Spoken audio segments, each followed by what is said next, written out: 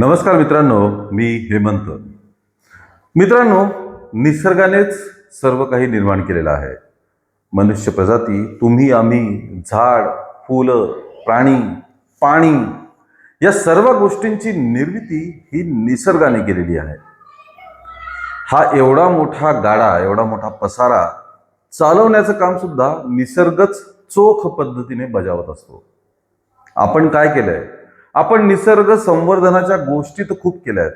आपण म्हणजे फक्त आपणच नाही, तर जागतिक पातळीवरती निसर्ग, एन्व्हायरमेंट या बाबतीत बोललं तर नेहमीच जातं, पण याला जपण्याचं काम हे निसर्गच नेहमी करत आलेला आहे. सध्या सुद्धा अशीच एक निसर्गाची किमया असं म्हणा, निसर्गाचा इशारा असं म्हणा, निसर्गाची सूचना असंही म्हणा, हे सर्व आपल्याला डोळ्यांदेखत दिसून येते, फक्त आपल्याला त्याची कल्पना नाहीये. सध्या उन्हाचा पारा आणि हा उन्हाळा कसा गेला हे आपल्या सर्वांना माहिती आहे, त्यावरती वेगळं बोलण्याची गरज नाही. एल निनोचा प्रभाव सुरू झालेला आहे, त्याचा त्रास आपण भोगत आहोत. पाण्याची कमतरता ही तर आपल्या सर्वांना माहितीच आहे. सगळीकडे पाण्याची कपात करण्यात आलेली आहे. पाणी पुरवठा पूर्णपणे विस्कळीत झालेला आहे आणि प्रमुख म्हणजे भूजल पातळी म्हणजे जमिनीच्या आतलं पाणी हे सुद्धा मोठ्या प्रमाणात कमी झालेलं आहे. आता ज्यांच्याकडे घरी बोरवेल्स असतील त्यांना ही गोष्ट माहिती आहे की त्यांच्या बोरवेलला पाणी येईनासं झालंय. त्यामुळे टँकरच्या भरोशावरती आता जीवन आपलं चालू आहे.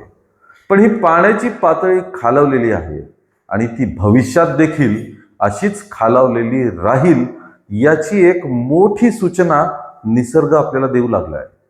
कसा? सध्या आपण बघितलं तर जांभूळ या फळाचा सीझन आहे. जांभूळ आपल्याला बाजारपेठेत मोठ्या प्रमाणात दिसतो. हातगाड्यांवरती, भाजीवाल्यांकडे, चौकात आणि मोठमोठ्या बाजारपेठांमध्ये सुद्धा जांभळाची आवक ही मोठ्या प्रमाणात दिसतीये. ज्या गावांमध्ये, ज्या घरांमध्ये, ज्या शेतांमध्ये जांभळाची झाडं असतील त्यांना जांभळाचा अक्षरशः सडा पडलेला आपल्याला दिसून येतोय. याचाच अर्थ जांभळाचं उत्पादन हे आता मोठ्या प्रमाणात झालेलं आहे. मागच्या काही वर्षांच्या तुलनेत या वर्षी जांभळाचं उत्पादन हे जास्त झालेलं आहे. मग याचा अर्थ काय? याचा अर्थच आपण समजून घेऊया. शेवटपर्यंत हा व्हिडिओ नक्की बघा. याचा अर्थ असा मित्रांनो, जांभूळ हे जे झाड आहे त्याचा एक विशिष्ट गुण आहे. जांभळाप्रमाणे इतरही झाडांमध्ये हा गुण असतो. जांभूळ हे झाड, याचं सोट मूळ जे असतं ते जमिनीत खोलवर गेलं असतं, कारण जांभळाच्या फांद्या, पान, फुलं आणि फळ यासाठी, याच्या पोषणासाठी आवश्यक असणारं पाणी हे सोटमूळ जमिनीतनं शोषून घेऊन ते पुरवत असतं. सध्या भूजल पातळी कमी झालेली आहे. ही भूजल पातळी कमी झालेली असल्यामुळे हे सोटमूळ आणखी खोलवर गेलेलं आहे.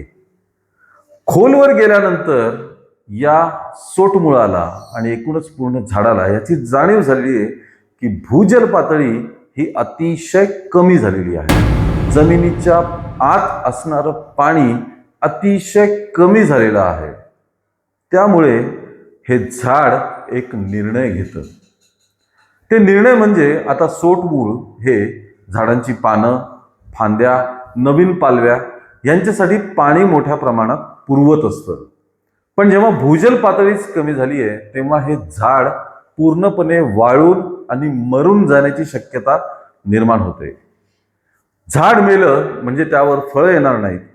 फळं नाही आली म्हणजे बिया कमी होणार.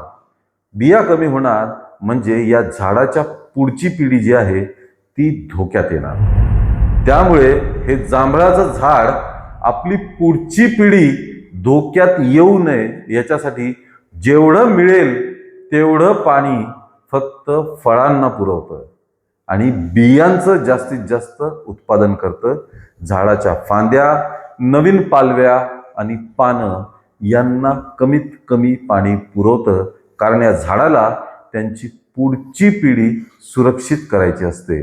याच कारणामुळे जांभूळ हे जास्त प्रमाणात येत आहेत, कारण जांभळाची मुळं जी आहेत ती जास्तीत जास्त पाणी हे फळं आणि बिया उत्पादन करण्यासाठी सध्या वापरत आहे.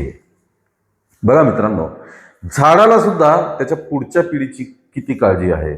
स्वतःच्या पानांचं, नवीन पालव्यांचं, फांद्यांचं बलिदान देऊन हे झाड पुढच्या पिढीला सुरक्षित करत आहे. त्यामुळे जेव्हा जेव्हा जांभळाचं उत्पादन अतिशय जास्त प्रमाणात येतं, त्याच्या पुढच्या वर्षी दुष्काळ पडणार हे नक्की असतं. म्हणजेच भूजल पातळी ही अतिशय खालावलेली आहे. झाडांना सुद्धा पाणी मिळेन असं झालंय. त्याच्यामुळेच झाड जास्तीत जास्त फळांचं उत्पादन करतं, त्याच्याने बियांचं उत्पादन होतं आणि त्या झाडाचा जो पिढी आहे ती संपत नाही, पिढी पुढे चालू राहते. यासाठी झाड स्वतःच्या जीवाचं बलिदान देताना आपल्याला दिसून येते. ग्रामीण भागात शेतकरी वर्गात या विषयाची माहिती पूर्णपणे आहे. जेव्हा जेव्हा अशा पद्धतीने जांभळाचा सडा पडतो तेव्हा तेव्हा पुढच्या वर्षी पाऊस अतिशय कमी असणार, भूजल पातळी अतिशय खाली जाणार आणि दुष्काळ सदृश्य परिस्थिती किंवा प्रत्यक्षात दुष्काळ हा निर्माण होणार. हा अंदाज गावाकडच्या लोकांना सर्वात आधी लागलेला असतो. म्हणतात ना, शेतकरी वाऱ्याची दिशा बघून सर्व काही निर्णय घेत असतात. पर्यावरण आपल्याला वेळोवेळी या सूचना देतच आलेला आहे. या वाढलेल्या उष्णतेचे परिणाम, अंगाची होणारी लाही, उष्माघाताने होणारे मृत्यू ही सर्व याचीच चिन्ह आहेत. त्यात आता मागच्या 50 वर्षातील सर्वाधिक उग्र एल नीनो सक्रिय झालेला आहे.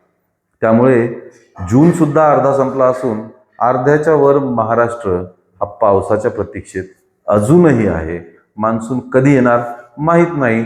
त्यामुळे तुम्ही आणि आम्ही निसर्गाचे हे इशारे समजणं अत्यंत गरजेचं आहे. पुढच्या वेळी सुद्धा म्हणजे पुढच्या वर्षी सुद्धा पावसाचं आणि उन्हाचं असंच भयानक चित्र आपल्या समोर असणार आहे. त्याची तयारी आपण आत्तापासून करणं हेच निसर्गाला अपेक्षित आहे.